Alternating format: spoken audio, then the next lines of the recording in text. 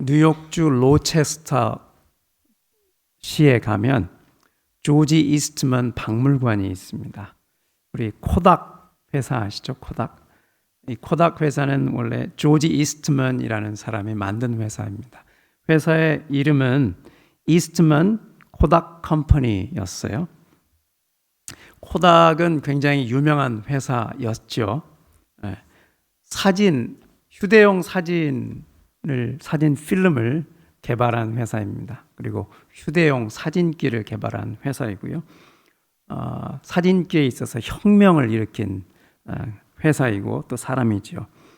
그래서 1990년대에는 미국의 25대 기업에 선정되기도 했고, 그 당시 미국 공학도들이 가장 취직하고 싶은 가장 1순위 회사이기도 했습니다. 또 세계 최초로 디지털 카메라를 만든 회사이기도 합니다. 그런데 2012년에 코닥이 파산 신청을 했습니다. 코닥이 파산 신청을 하게 된 이유는 사람들이 두 가지 이유를 듭니다. 첫째는 디지털 기술을 수용하는 데 실패했다. 자기들이 세계 최초로 발명했음에도 불구하고 그 기술을 잘 개발하고 또 사람들에게 효과적으로 잘 전파하지 못했다는 것이죠. 그 다음에 코닥이 그 당시에 1975년에 디지털 기술을 발명을 했는데 제일 큰 수입원이 뭐였냐면 필름이었습니다. 그래서 디지털 기술이 발견되면 자기들이 가장 큰 주 수입원인 그 수입원이 끊길까 봐 경영진들이 디지털 카메라를 개발하지 않았어요. 그런 와중에 소니나 캐논이나 니콘 같은 카메라 회사들은 과감하게 디지털 기술 개발에 상당한 재정을 쏟아부었고 마침내 이 카메라 회사들이 선두에 자리 잡게 됩니다. 이처럼 삶의 환경이 굉장히 시장의 환경이 급속하게 바뀌는 그 시점에 코닥은 잘 대응하지 못했던 것이죠. 우리를 둘러싼 삶의 환경도 급격하게 바뀔 때가 있습니다. 그거를 우리가 전환기라고 부르죠. 그래서 우리 삶의 전환기도 있고 또 우리 인생의 전환기도 있고 또 우리 사회의 전환기도 있을 수 있고 또 시대의 전환기도 있을 수가 있죠. 그렇다면 우리 인생의 전환기에 어떻게 우리가 건강하게 그 전환기를 잘 지나갈 수 있을까? 또 전환기를 지나갈 뿐만 아니라 그 전환기를 통해서 위기를 통해서 어떻게 다음 세대를 일으킬 수 있을까? 그런 고민이 듭니다. 오늘 여호수아와 이스라엘 백성들을 통해서 하나님께서 우리에게 주시는 그 통찰들을 기울이기를 원합니다. 이스라엘 백성들이 지금 가나안 땅 초입에 있는 여리고성 앞에 있습니다. 그래서 새로운 도전이 되죠. 지금 거주지도 바뀌었죠. 이전까지는 광야에서 생활을 했는데 이제 가나안 땅으로 거주지가 바뀌게 됩니다. 또 지도자도 그 와중에 바뀝니다. 출애굽시켰던 모세가 죽습니다. 그리고 여호수아라는 새로운 지도자가 뽑히게 되죠. 그리고 지금 여기 여리고성 전투는 출애굽한 20세 이상의 사람들이 다 죽었어요. 전투를 경험했던 광야를 지났던 첫 세대가 다 죽었습니다. 그리고 전혀 전투를 경험하지 못한 새로운 세대가 이제 막 첫 전투를 앞에 두고 있는 목전입니다. 여러 가지로 굉장히 많은 전환기에 있어요. 이런 우리 삶의 전환기에 이스라엘 백성들처럼 우리 삶의 전환기에 첫째, 하나님께서는 말씀하십니다. 예배를 새롭게 하라. 예배를 새롭게 하라. 자, 13절, 14절 제가 한번 읽어보겠습니다. 여호수아가 여리고에 가까이 이르렀을 때 눈을 들어본즉 한 사람이 칼을 빼어 손에 들고 마주 서 있는지라. 나는 여호와의 군대의 대장으로 지금 왔느니라 하는지라. 여호수아가 얼굴을 땅에 대고 엎드려 절하고 여호수아가 얼굴을 땅에 대고 엎드려 절하고. 여리고 성 전투 이야기는 오직 성경에만 기록되어 있습니다.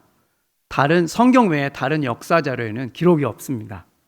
그래서 많은 사람들이 이거 그냥 사람들이 이스라엘 백성들이 지어낸 이야기겠지 그렇게 생각을 했었어요. 그런데 19세기부터 고고학자들이 발굴을 시작했어요. 그래서 20세기 초반에 독일의 고고학자인 사람들이 아주 체계적으로 이것을 발굴하기 시작했습니다.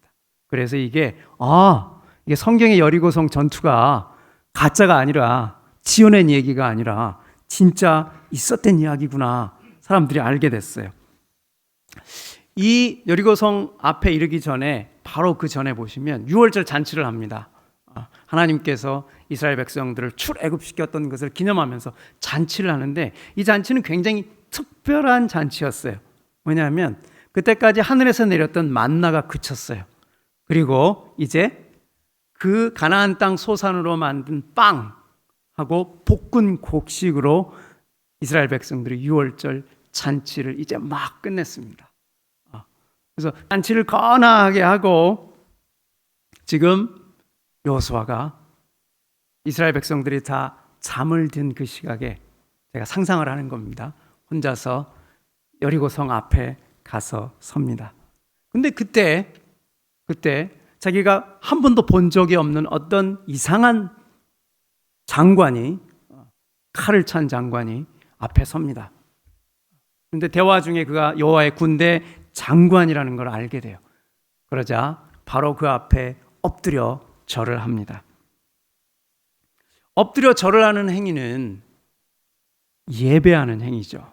복종하는 행위이고 순복하는 행위이고 나의 전부를 바쳐서 던져서 당신 앞에 엎드립니다. 순종합니다. 그런 뜻이죠. 우리는 개인적으로 또 우리 공동체적으로 함께 예배하는 사람으로 부름받았습니다.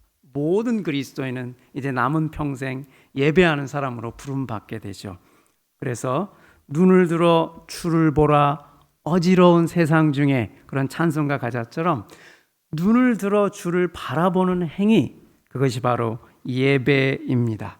우리의 마음과 생각을 이곳 땅에서, 이곳 땅에 있는 사람들에게서, 이곳 땅에 있는 고통과 문제로부터 눈을 들어서 하늘에 계신 하나님을 바라보는 행위, 이것이 예배입니다. 그리고 예배할 때 하나님의 성령께서 우리의 전 존재를 흠뻑 채우시는, 적시는 경험을 하게 되죠.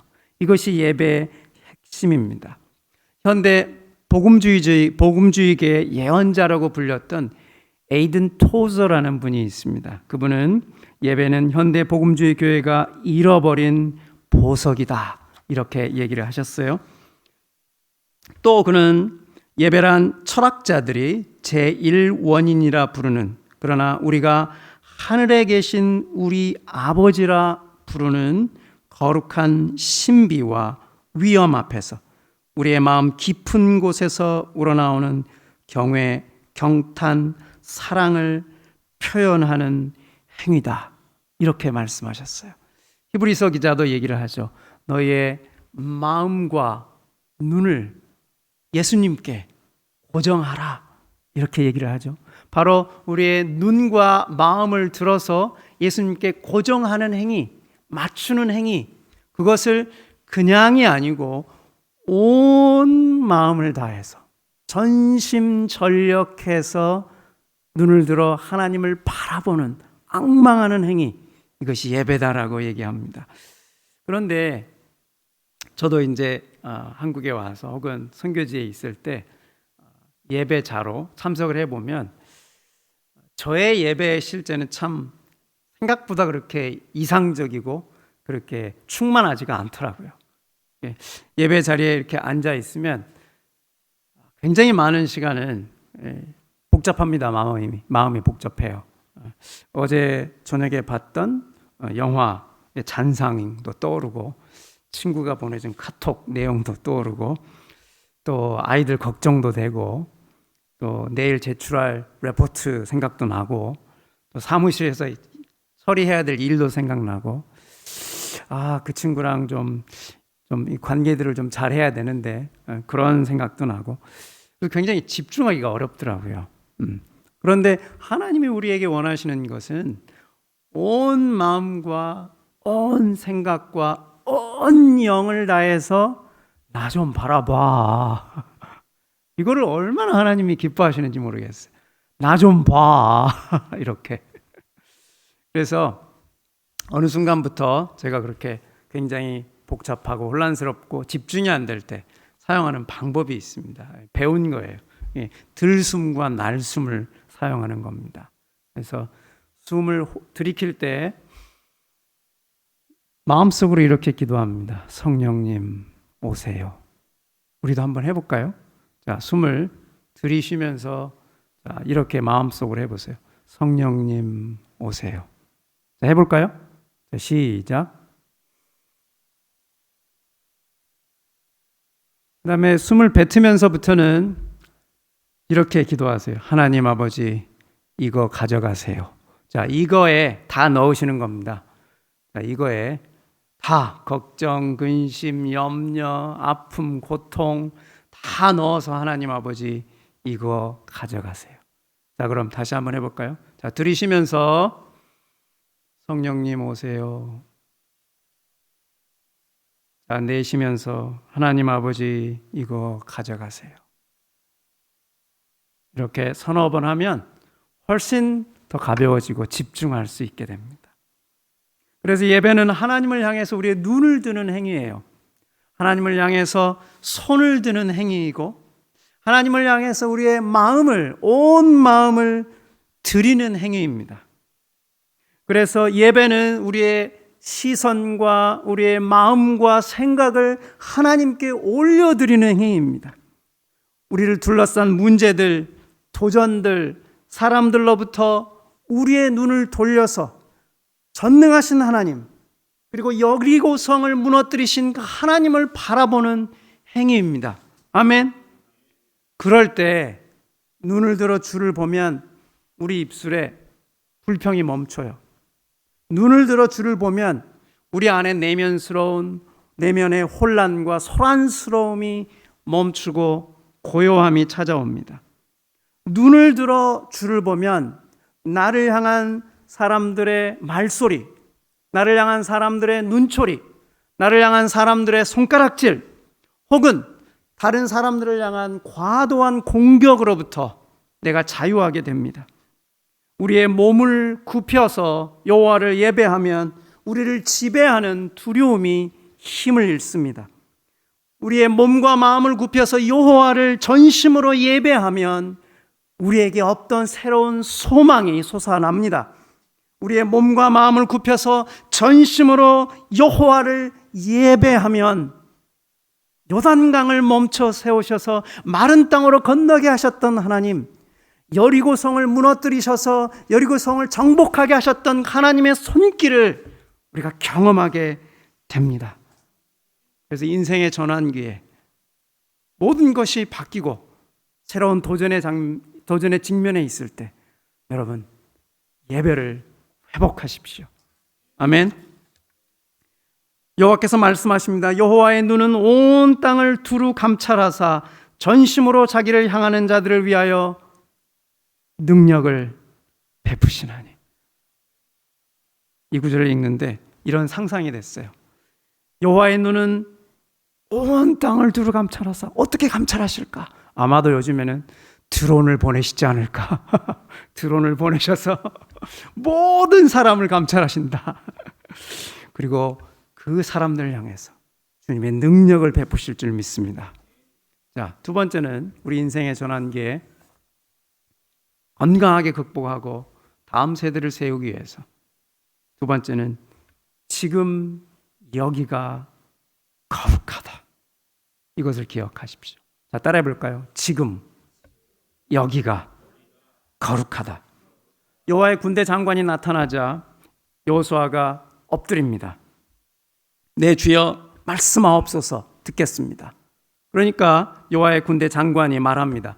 내 신의 신발을 벗으라. 그러면서 내가 선 이 자리는 거룩하니라 이렇게 해요. 내가 선 이 자리는 거룩하니라.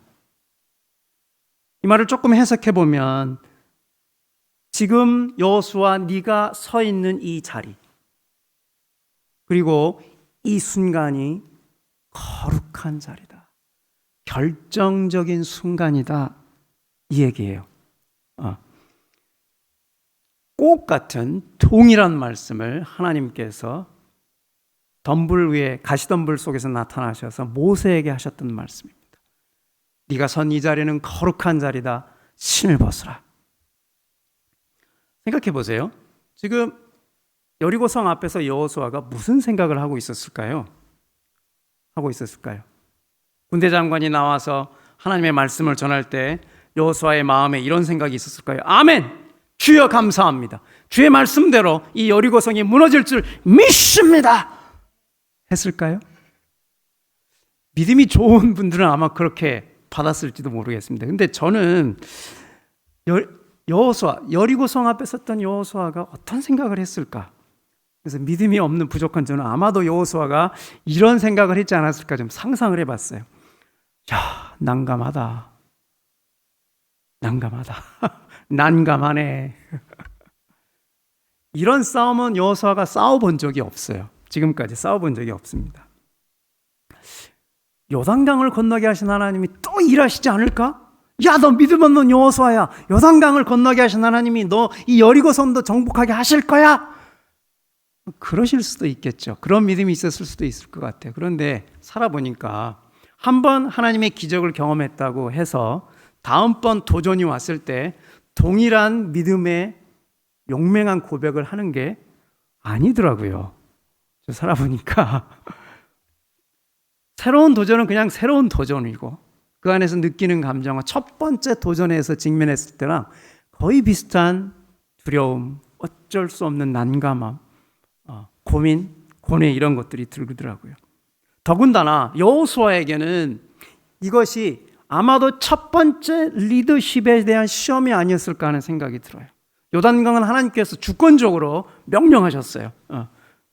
그런데 여호수아가 지금 여리고성 앞에 탁 이렇게 서 있는 모습은 뭔가 여호수아가 고뇌가 있는 그런 모습처럼 느껴집니다. 그런데 네가 선 곳은 거룩하다, 이 말씀의 의미는 뭐냐면 너 지금 어렵지. 이게 좀 너무 큰 성벽이지. 높은 성벽이야. 어떻게 이거를 할지 모르겠지. 그런데 군대 장관이 네가 선 곳은 거룩하다, 이 말은 뭐냐면 문제 앞에 직면해 있는 너의 지금 이 장소, 문제 앞에 직면해 있는 이 시간, 그 시간이 내가 있는 시간이야. 내가 함께 한 자리야. 그래서 거룩하다는 거죠. 그래서 거룩하다는 거예요. 하나님께서는 우리의 문제가 클 때, 우리의 삶의 도전이 클 때 이렇게 말씀하십니다. 지금 내가 여기 서 있는 이 자리가 바로 하나님이 역사하실 순간이다. 더군다나 이 문제가 나로부터 초래되었다라고 생각한다면, 혹은 다른 리더들이 잘못 결정해서 이 어마어마한 도전이 문제가 생겼다라고 한다면, 그때 저희는 자주 나를 불평하고 공격하거나 나를 불쌍하게 여기거나 아니면 다른 리더들, 다른 사람들을 공격하게 되죠. 그렇지만 네가 서 있는 이 자리가 거룩한 자리야 라고 말씀하실 때 내가 여기 너와 함께 해. 네가 어떻게 이 자리에 왔든지 그거는 과거야. 그렇지만 지금 이 자리, 이 순간 내가 너와 함께 해. 내가 지금 이 순간 이 자리 너와 함께 하여서 나의 임재와 나의 능력을 네 삶의 자리에 보여줄 거야. 그래서 여호수아 신발 벗어라. 이 땅이, 이 순간이 바로 거룩한 자리다. 이렇게 말씀하시는 거예요. 그래서 이사야가 말합니다. 너희는 이전 일을 기억하지 말며 옛날 일을 생각하지 말라. 보라, 내가 새 일을 행하리니 이제 나타낼 것이라. 너희가 그것을 알지 못하겠느냐? 반드시 내가 광야의 길을 사막의 강을 내리니. 아멘. 아멘. 자, 옆에 있는 분에게 얘기해 보세요. 지금 당신이 선 자리는 거룩합니다. 자, 옆에 있는 분에게. 자기 자신에게 얘기해 보세요. 지금 내가 선 자리는 거룩하다. 아멘. 자, 세 번째. 삶의 전환기, 인생의 전환기를 건강하게 지나고 다음 세대를 세우기 위해서는 세 번째는 신발을 벗어야 합니다. 신발을 벗어야 합니다. 내 신발을 벗어야 해요. 자, 15절에 네 신발 벗어라 하나님께서 말씀하시죠. 6장에 보면 그런 다음에 6장에 보면 군대 장관이 여호수아에게 여리고 성을 무너뜨릴 비책을 얘기를 해줍니다. 그 비책이 이거예요. 하루에 한 바퀴씩 돌아라. 말하지 말라. 그리고 6째 날까지는 한 바퀴씩만 돌고 7째 날에는 7바퀴 돌아. 7바퀴 돌고 제사장들 보고 양뿔로 만든 나팔을 길게 불어라. 그리고 이스라엘 백성들이 너희들이 큰 소리로 함성을 지르면 무너질 거야. 근데 여러분, 여기서 잠깐 좀 생각해 볼 일이 있는데 여리고성이 도대체 어떻게 생겼던 거예요? 여리고성이. 자, 여리고성은 이중벽 구조로 되어 있습니다. 벽이 두 개예요. 벽이 앞에 하나 있고 뒤에 하나 있습니다. 앞에 벽이 높이가 몇 미터냐면 12미터예요. 12미터. 뒤쪽 벽이 15m에서 20m쯤 되는 이중벽 구조로 되어 있어요. 이중벽 구조로. 그리고 그 사이에 경사지게 토담이 있습니다. 토담이. 그러니까 이 여리고성을 무너뜨리기 위해서는, 침공하기 위해서는 벽 두 채, 앞에 12m짜리하고 뒤에 15에서 20m 되는 게 한꺼번에 무너져야 가능해요. 무너져야. 이게 가능할까요? 그것도 소리 지르면 무너질까요? 벽 두께도 장난이 아니에요. 벽 두께도 장난이 아니에요. 그때 당시에 사람들이 이게 먹히는 얘기였을까요? 아니, 사람이 소리 질러서 성벽이 무너졌다. 여리고성 사건 이전에 인류 역사에 이스라엘 백성들뿐만 아니라 인류 역사 아무리 많이 찾아봐도, 모든 기록을 뒤져봐도 그런 사례는 없어요. 그런 전투는 없어요. 이게 말이 안 되는 거예요, 이거는. 지금까지 사람들이 가졌던 모든 지식과 모든 경험과 모든 상상력을 다 동원해서도 안 일어날 일이에요. 그런데 하나님이 군대 장관을 시켜서 이렇게 해. 소리 지르면 무너질 거야. 씨알도 안 먹히는 얘기였을 겁니다. 우리는 지금 일어난 다음에 성경이라는 것들을 통해서 읽으니까 와, 그랬구나. 그렇지만 거기 그 여리고 성벽 앞에 서 있던 여호수아나 이스라엘 백성들에게는 말이 안 되는 얘기예요. 말이 안 되는 얘기. 불가능한 얘기예요. 상상 밖의 일이에요. 상상 밖에. 자, 그래서 우리가 여기서 중요한 것이 있습니다. 신발을 벗으라, 이 행위는 고대 이스라엘 백성들은 신발이 지저분합니다. 가죽으로 된 슬리퍼 형식의 신발이었는데, 그래서 예배 공간에 갈 때는, 거룩한 곳에 갈 때는 항상 신발을 벗습니다. 지저분하니까. 지금도 저희 선교지가 무슬림 사회인데 다른 집을 방문할 때나 혹은 모스크를 방문할 때는 반드시 양말을 벗고 신발도 벗고 들어갑니다. 왜? 거룩한 곳에 들어가니까요. 그런데 이 신발을 벗는다는 행위는 하나님의 임재가 있는 거룩한 곳이다. 그래서 나의 지저분한 것을 벗는다, 그런 의미도 있지만, 신발을 벗는 행위 안에는 지금 내 습관, 내가 알고 있는 지식, 내가 알고 있는 경험, 그리고 지식과 경험에 따른 이성적인 판단들, 그것들도 내려놓아야 해요. 그래야 하나님이 말씀하시는 이 초자연적인 말도 안 되는 전술을 받아들일 수 있게 됩니다. 그렇잖아요. 그렇죠? 인류가 진동 혹은 공명이라는 것을 통해서 구조물이 파괴될 수 있다는 것을 안 것은 1940년도에 이르러서야 발견하게 돼요. 1940년 11월 7일에 미국 워싱턴주의 타코마 해협이라는 곳에 있습니다. 그곳에 현수교를 지었어요. 현수교는 시속 190km에도 견딜 수 있도록 견고하게 지어졌습니다. 그런데 완공 3개월 만에 시속 70km의 바람에 이 다리가 무너져 내립니다. 전문가들이 모였어요. 이게 말이 안 된다. 시속 190에도 견딜 수 있는 이 다리가 어떻게 70km 미풍에 무너져 내렸는가? 연구를 해보니까 원인은 강풍이 아니고 진동에 의한 공명이었다라고 얘기를 해요. 강철이나 콘크리트 등 세상에 존재하는 모든 물체는 저마다 고유한 진동수를 가지고 있다고 합니다. 그런데 그 진동수가, 각 물체가 가지고 있는 고유의 진동수가 외부에서 그 진동수와 일치하게 되는 충격이 가해지게 되면 이게 걷잡을 수 없는 진폭이 일어나서 무너진다고 해요. 1940년도에 들어서야 인류가 겨우 진동이라는, 공명이라는 현상을 발견해냈어요. 그런데 여호수아와 이스라엘 백성들은 그때보다 훨씬 전에 하나님의 기가 막힌 건물 파괴법을 벌써 하나님은 알고 계셨던 거예요. 인류가 이것을 어떻게 알았을까요? 여호수아와 그 백성들은 알 수가 없었겠죠. 그런 것처럼 우리의 오래된 경험, 축적, 그리고 나이 들어서 우리가 가지고 있는 지식은 굉장히 유익합니다. 그죠? 굉장히 유익해요.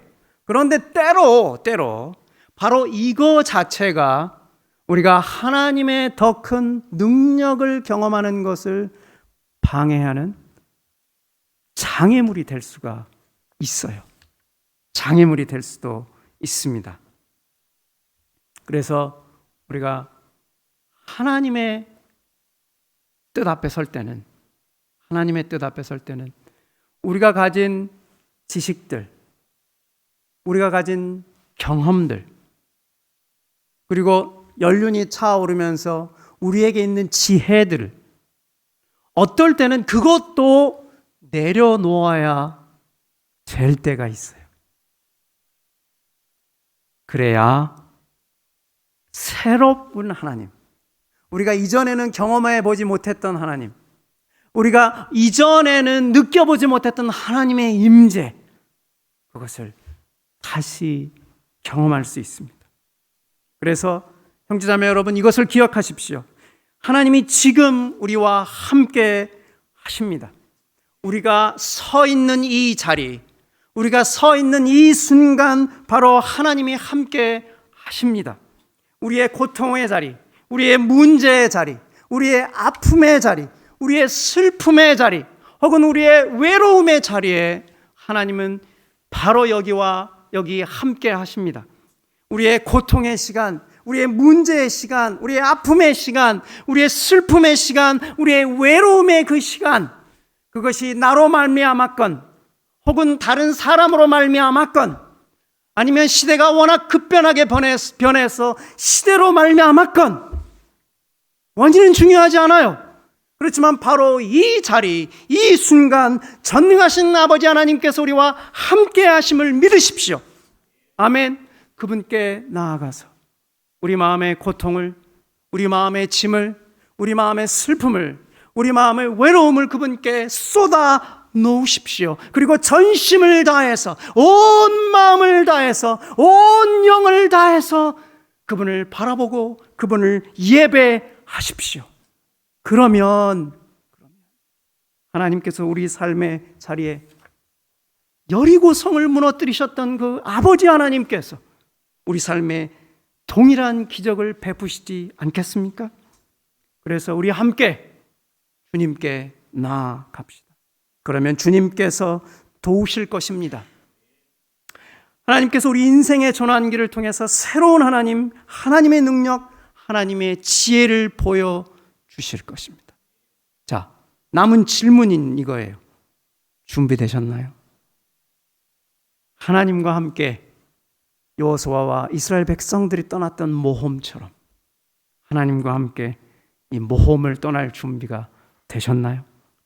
우리의 이성과 경험, 지식보다 하나님의 뛰어난 지혜와 능력을 받아들일 준비가 되셨습니까?